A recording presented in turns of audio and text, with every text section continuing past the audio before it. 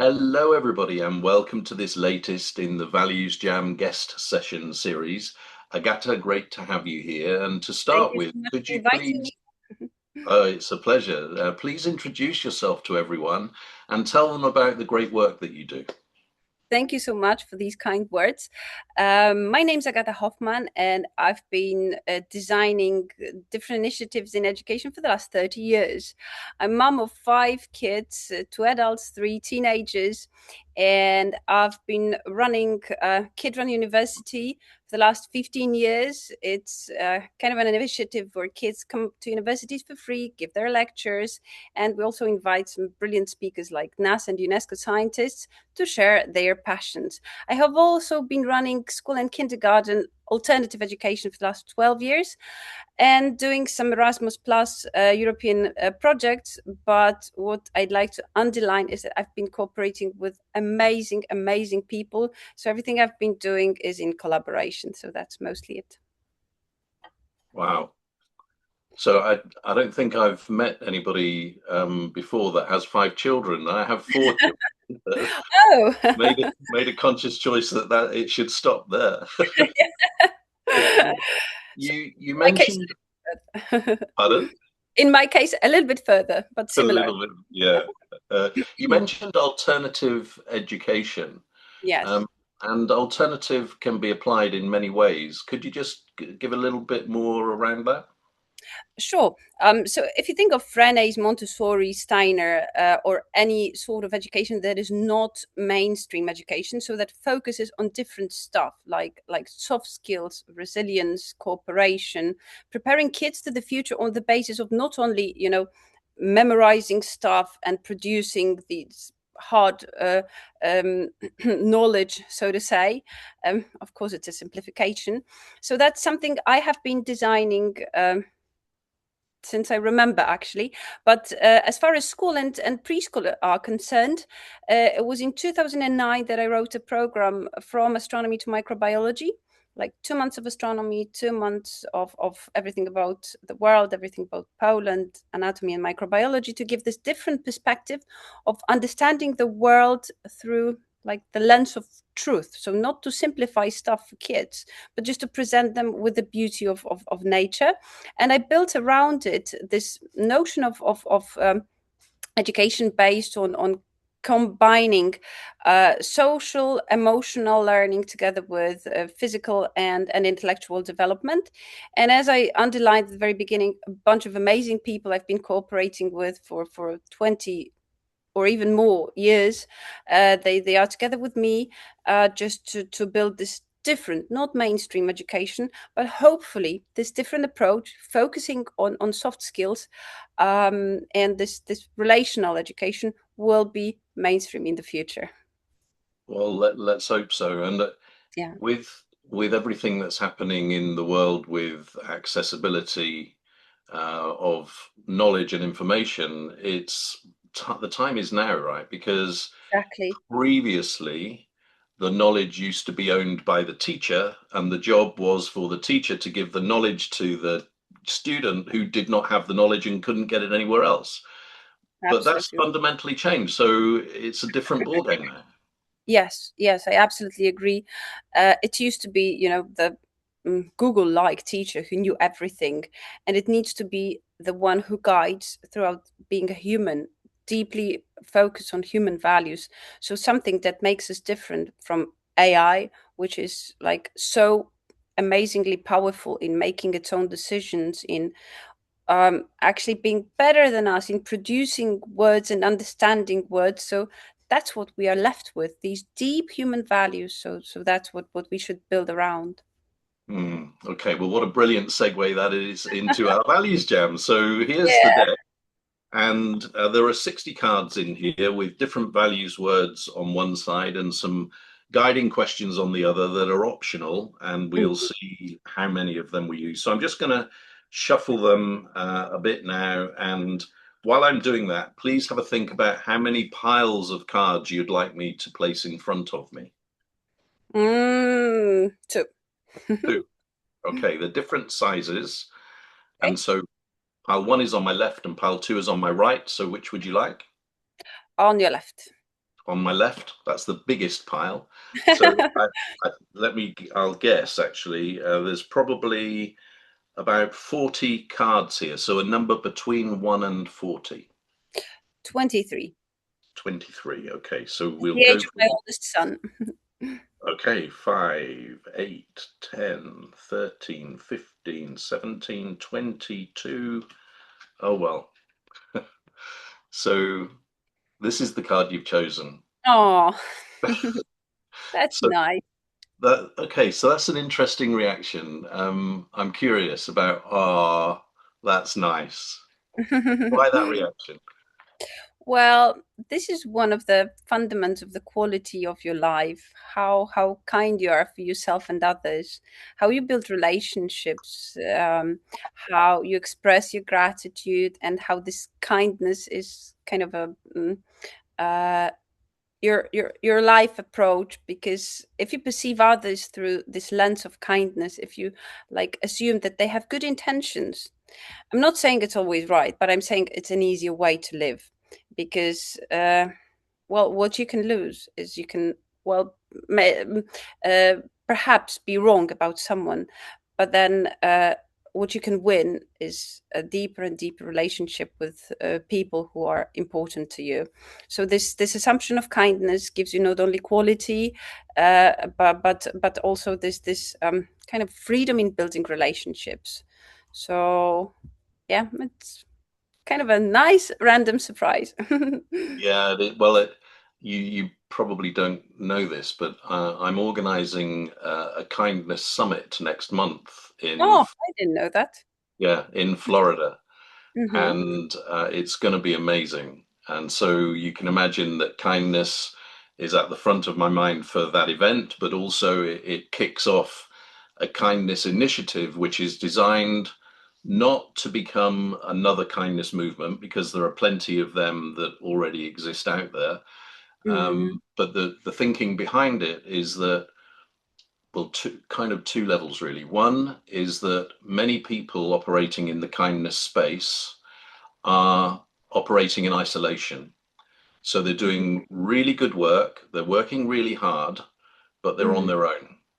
Mm-hmm. Um, and so the second part of it is to say, okay, so imagine if all of the people doing good work in the area of kindness could be connected in Mm-hmm. order that they can collaborate and create more positive impact together. So that's the initiative, and the conference or the summit is kicking that off at That's Florida. brilliant. Yeah, Florida Gulf Coast University. Well, I mean, if you're interested, come along. Well, thank you so much. A little bit more time ahead, and I'd be there. So the first question is a very simple one on the surface, but these questions I've discovered actually are not as simple as it might sound. So what does kindness mean? And there's a follow-up, which is a bit more imaginative. What does it look, feel, and sound like? And either start with the more imaginative place or start with the more theoretical response, whichever you choose. Yeah, I'd start with the theoretical one, coming back to the previous a sentence about kindness. So, this is this general assumption about people and about building relationships with others. So, you assume that people have generally good intentions, and uh, these mm, acts of kindness, they work both ways. On one hand, this is the best thing you can do in your life to make life of the other person a little bit better, and it's not that difficult. It's these tiny acts of kindness. When you go shopping, just smiling at a stranger, millions and millions of things you can do every day, but you also learn to get them from others. This is also kindness that is pointed towards yourself. So kindness as kind of guide value, something that gives you this beautiful narrow path, that leads you towards building relationships and building quality relationships with yourself, with others, and gives you this brighter perspective of human connection, the one that assumes that we are generally good people with good intentions that are capable of doing something nice for each other and can expect nice things. Um, Sometimes being there is enough. This is the biggest act of kindness when we are surrounded by negativity, anger, all the tough stuff that are parts of life. So sometimes I connect kindness to just being there for someone. No judgment, no words, no gestures, even just hanging there when something tough happens. So that's randomly actually something that pops up in my mind, like the first thing that I just think of. And with ValuesJam, that's great. So I've learned over time, and at the beginning, I remember things would pop into my head, and I would kind of filter them, and all of that sort of stuff. Whereas now, I Yeah. encourage people and do the same. If something comes up, then you do share it. Yeah. So it's the other thing to add to what you were saying, you talked about being kind to yourself and to others. In the work that I'm doing connected to that summit, we also talk about being kind to the planet. So it's at Hmm. three levels of Yeah. kindness. Hmm. And the other thing that you mentioned that I'm a big believer in is the fact that it can be just small gestures. Yes. And just today, I've just been to get food shopping. Hmm. And at the supermarket, there was only one queue open. And so I Hmm. was stood in the queue behind a couple with their young child. And then Hmm. there was an announcement that another queue till was going to open. So I went Hmm. there, and I guess because I listened and heard it, I got there first. And Hmm. the next people to arrive were the people that had been in front of me Hmm. at the previous queue. So Hmm. when they got there, I said to them, "Do you want to go in front?" Hmm. And they were just, "Oh, really? Yeah, well, thank you so much." And Hmm. that's a very simple choice that, yes, it cost me maybe 5 minutes waiting for them to go through, but Hmm. what does it matter, you know? And they were so pleased. And Hmm. I don't know whether they're going to think that's a good shop to go to in future or what. But the point I think that's important is that I think kindness might be the only example of infinity in Hmm. the world because the only limit to our kindness is our choices. Because in that situation, I could have chosen to stay in my place, right? Sure. Hmm.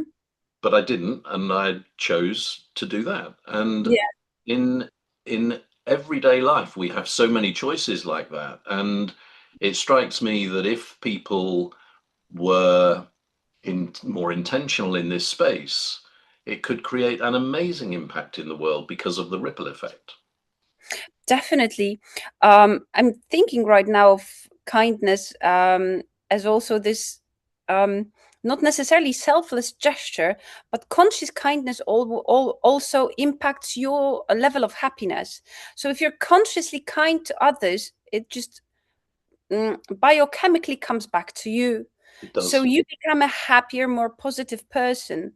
Yeah. And on the other hand, you can understand it from this metacognitive perspective as the simplest act of love, like from a person to a stranger, even that you will never come across again. And yeah, this is a comfortable choice, comfortable on the level of values, but comfortable also on the level of this, so to say, your life quality in general, even very biologically.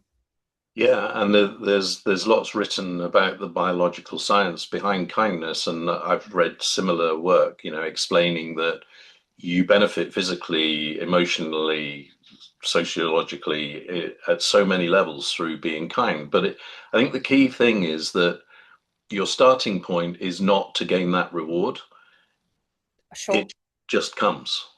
Yeah, Um, exactly. yeah, Yeah, I'm thinking now of Yuval Harari's publications. He describes this meta perspective of humankind as species. So throughout dozens of thousands of years, we have learned to become dominant species on the planet because of cooperation. And foundations of cooperation is one of the foundations is kindness. People like to cooperate with kind people. It Mhm. feels well. I'm not saying about conscious being kind just to gain something, but these are all these benefits when you live your life consciously choosing these good values, like assuming good things about others, making love the center of your attention, building relationships, love understood as a general, craving for others to have good things in their life.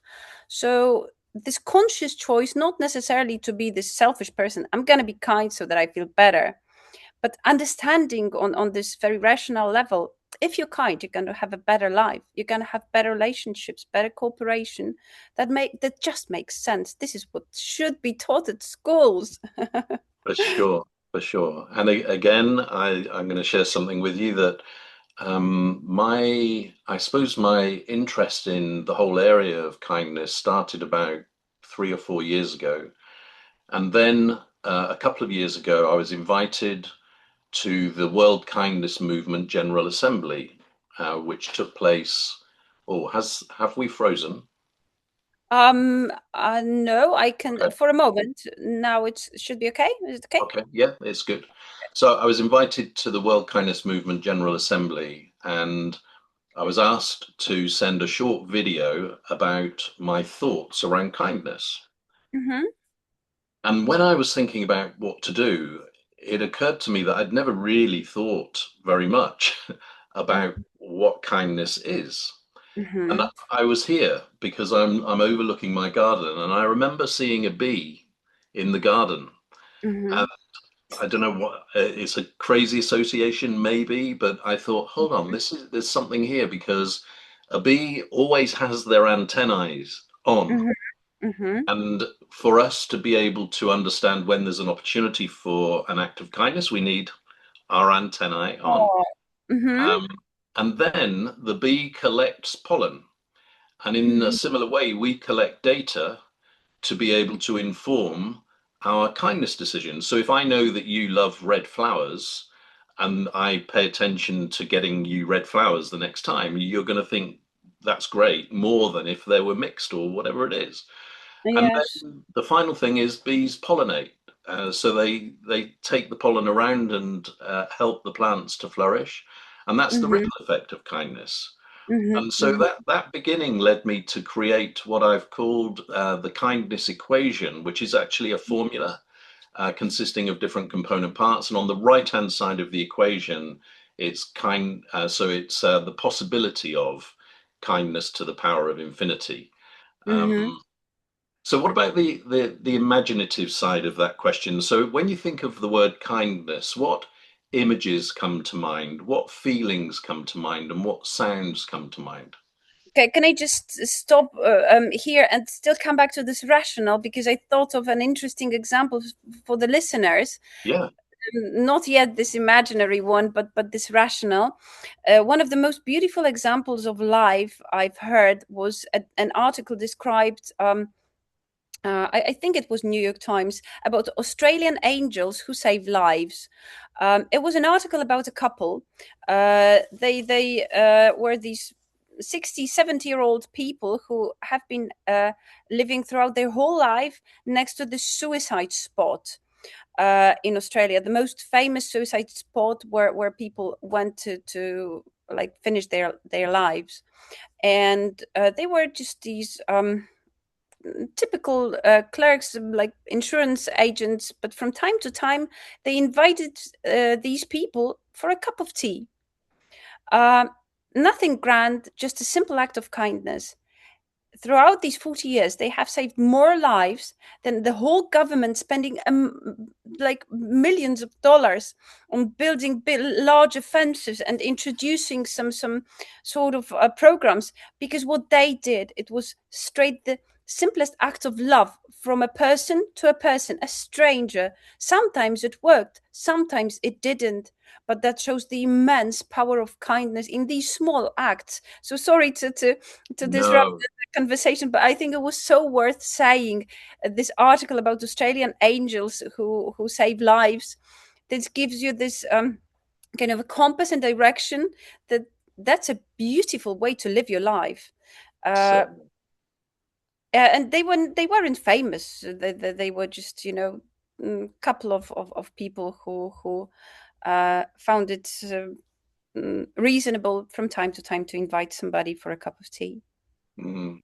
And I'll share a story back to you. I came across recently a man called Ben West in the UK who lost his teenage brother Mm. to suicide.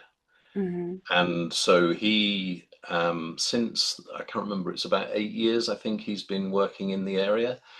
And he's affected the lives of millions of people in hundreds of countries around the Hmm. world and affected government policy. Such an amazing man and work. And Hmm. he's recently introduced, it's an online service where they request people like us to Hmm. write a letter intended to be read by somebody who's considering taking their life. Hmm. And the way that it works is that if you're thinking about taking your life, you can log on and you can read one of these letters. Hmm. And I think it was launched quite recently, but they've had like over 1 million letters submitted, in a Mm. very Right. short period of time. Hmm. And the stat that I read was that 80% of people who read those letters say they feel better as a result. So Hmm. it's just supporting your point about, if we can be kind at the point that it's needed or creates value, Yes. that's the key. Hmm. So metaphor question, should we do that now? Sure. I think of something light. I think of something round. I think of something smooth. I think of something easy. Something fluffy like a cloud that is difficult to grasp, and on the other hand, it gives you the sense of lifting up yourself or others. So that's something that pops up at the top of my head. Think Hmm. about kindness in this metaphorical way. Okay. And what about, say, feelings or sounds?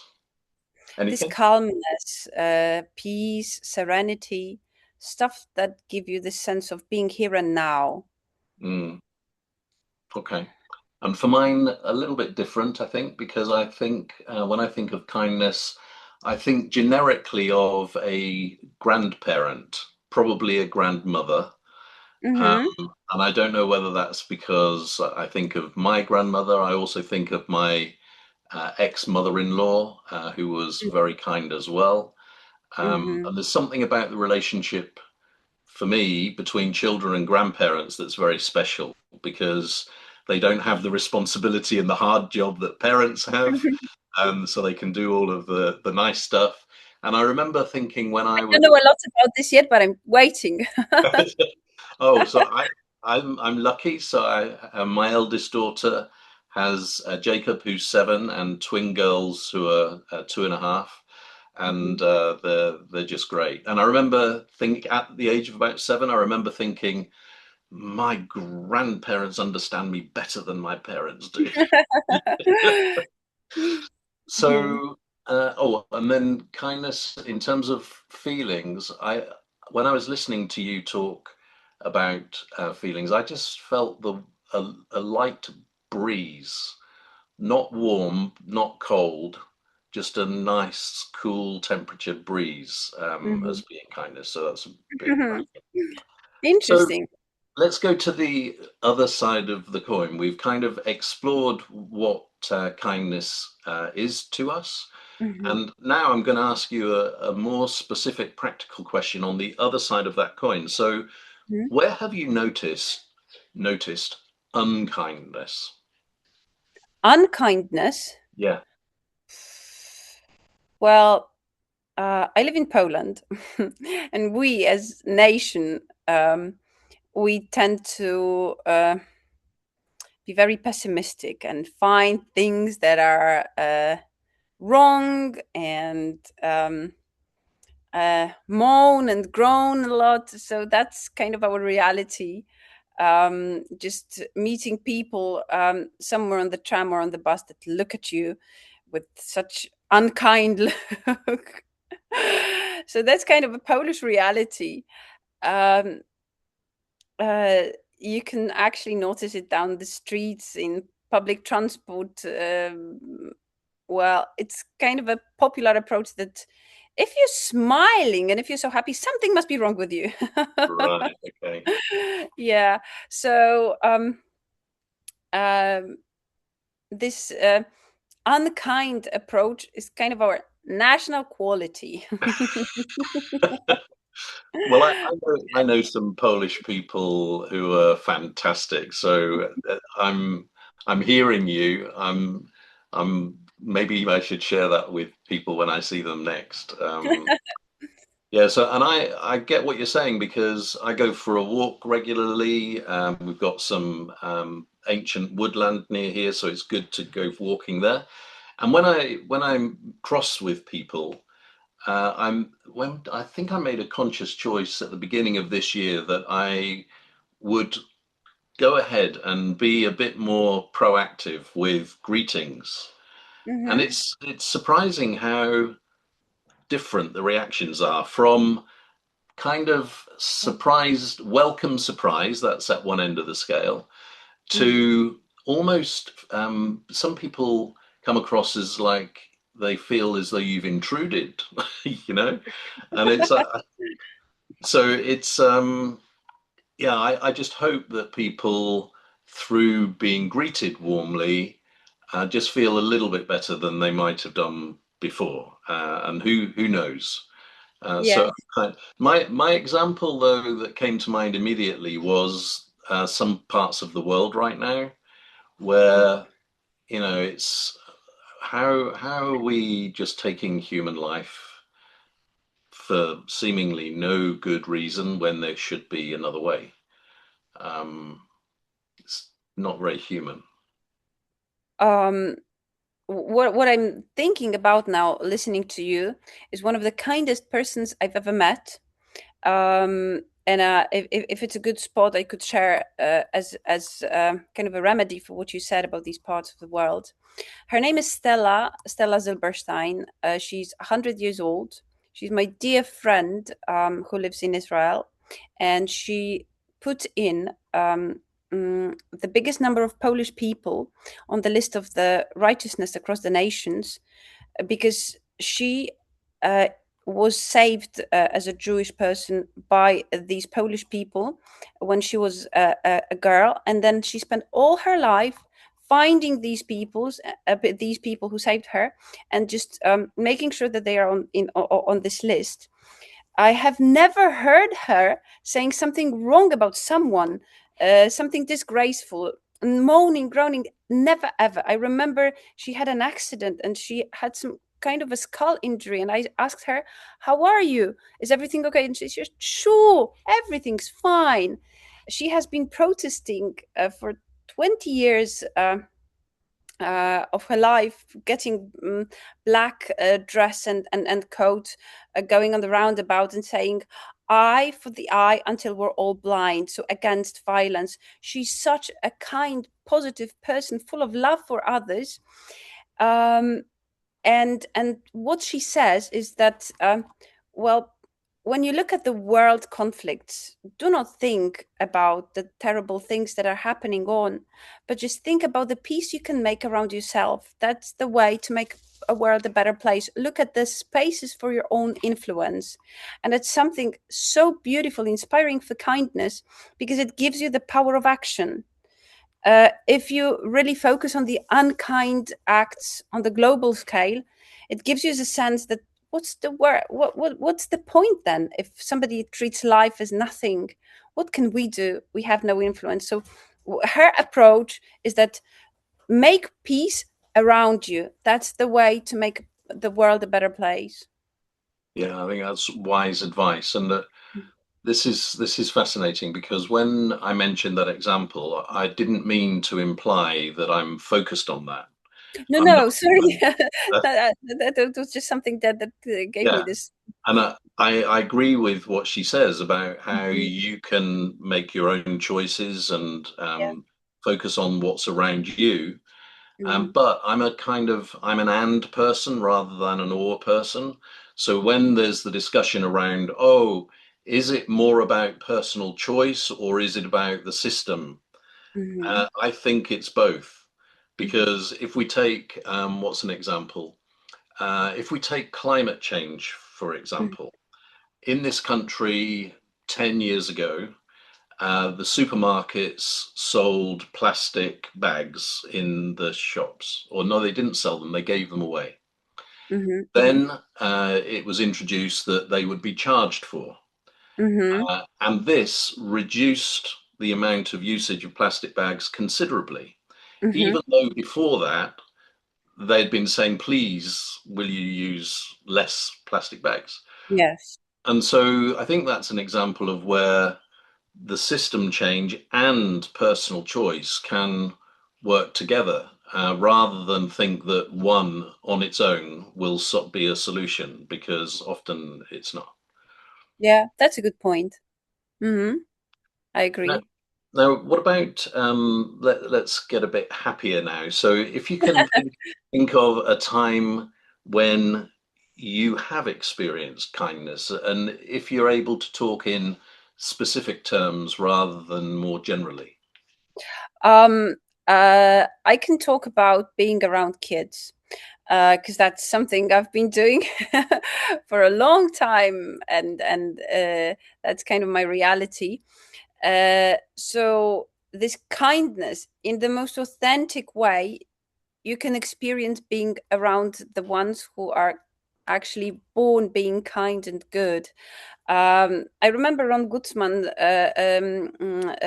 beautiful TED talk about smile, that kids smile 400 times a day. We adults do it like 20 times a day, that's Is right. statistically speaking. Okay. And each smile gives you like the equivalent of 2,000 bars of chocolate. That's the act of kindness. So being around kids that smile a lot, that do silly stuff, but experience authentic love to you, that's the first thing that gives me like this very practical, the very, very real, very everyday sense of kindness.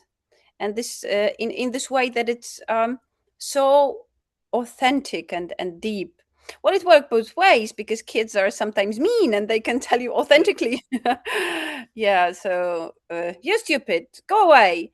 But generally speaking, if you're kind and open to them, you get so much love, so many small acts of kindness, so many smiles. It's definitely worth doing. Great story. And listening to that prompts me to suggest that you look up somebody called Deborah Klein, Oh. who is a career educator at different levels, from primary up to higher level, or secondary, we call it. And she Mhm. told me a story recently about when she was at a school. She noticed these two young children, and I can't remember how old, I think probably 8 or something like that. They were sitting together on their own, so that just the pair of them. One was of African descent, and the other was of Middle Eastern Muslim descent. And she, from a distance, she saw that they had a book, and one would write something in it and then pass it to the other one, who would write something in it and pass it back. And so she was really curious and she went over and asked them what they were doing. And at first they were a bit like, oh, are we doing something wrong? You know, they were a bit guarded. But what Mhm. she discovered was that they were writing down stuff like this. In my house, we believe in God and we go to church on a Sunday. Mhm. And the other one would write, in my house, we believe in Allah and we pray at a certain time.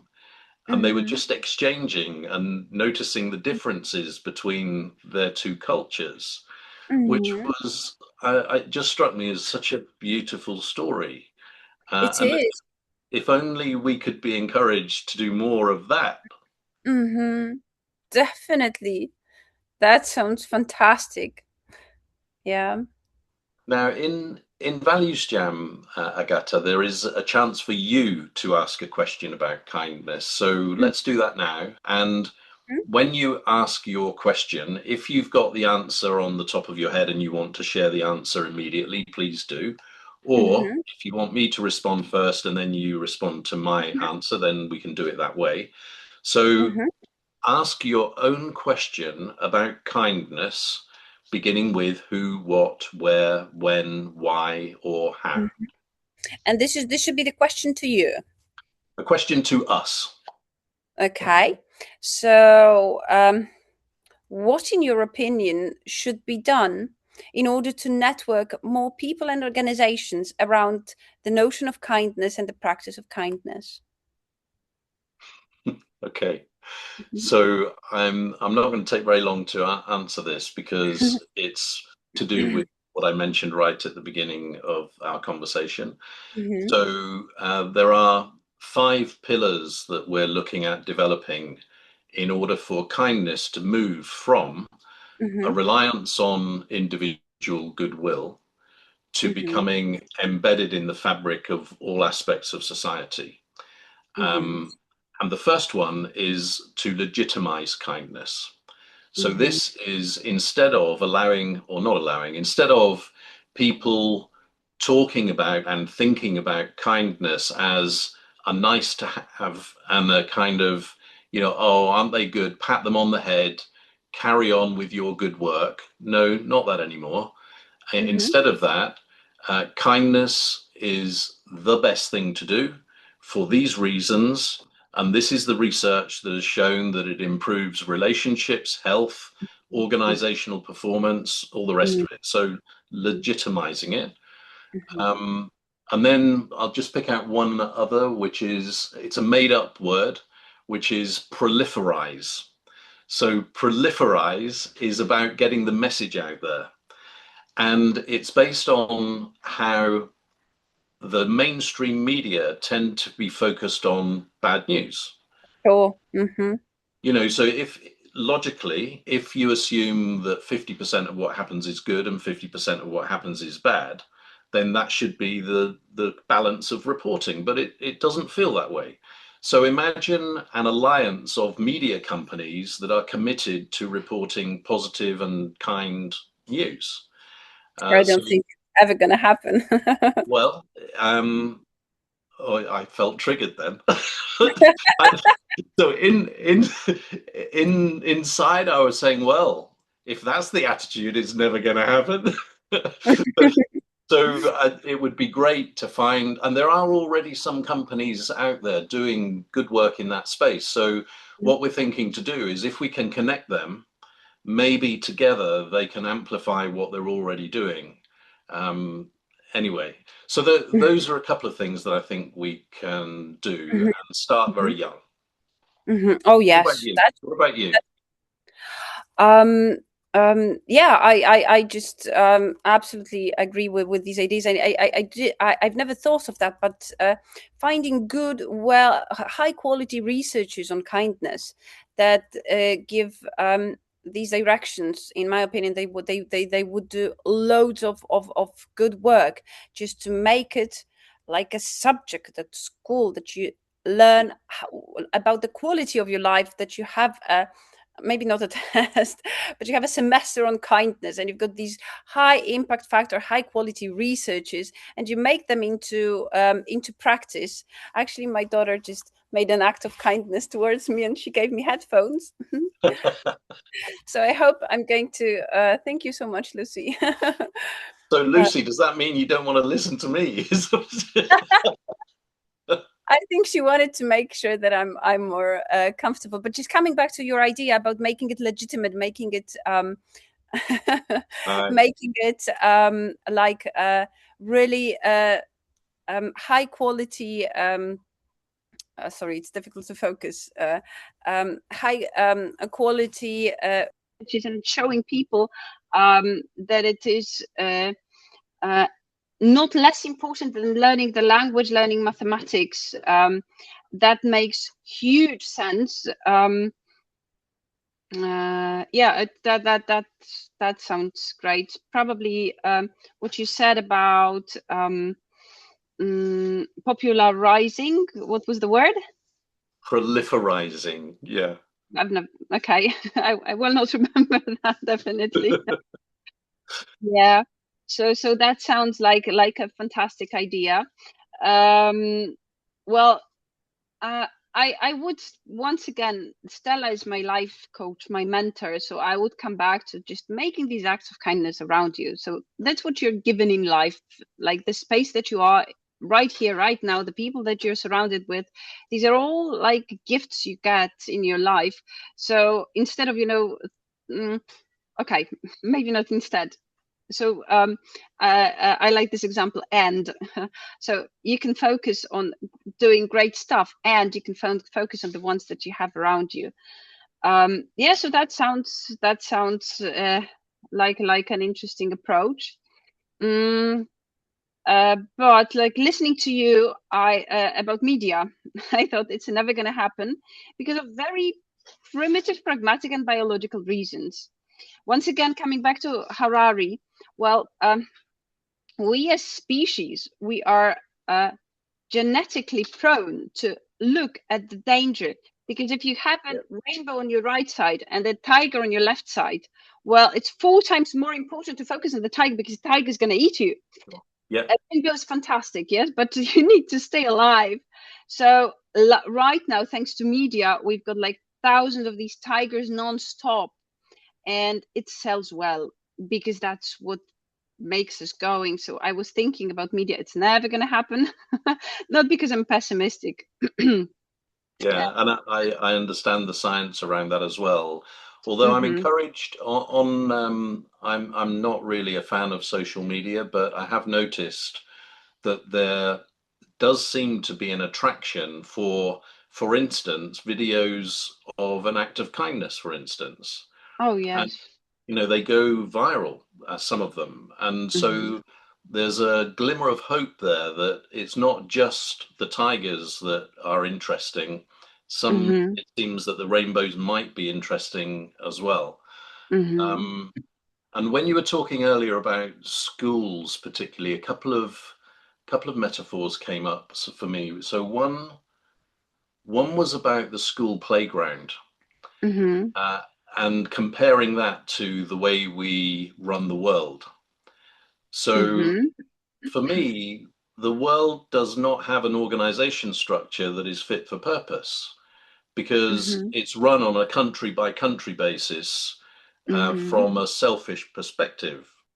Whereas a playground, you have an authority in the playground that has the final word about what is allowed and what is not allowed, right? Hmm. And how much better place the world could be if we had somebody who said, you're not allowed to kill each other. Oh yes, I absolutely agree. Mm, there are beautiful examples throughout the history of these small acts of kindness movement towards like liberation of women or against nuclear weapons.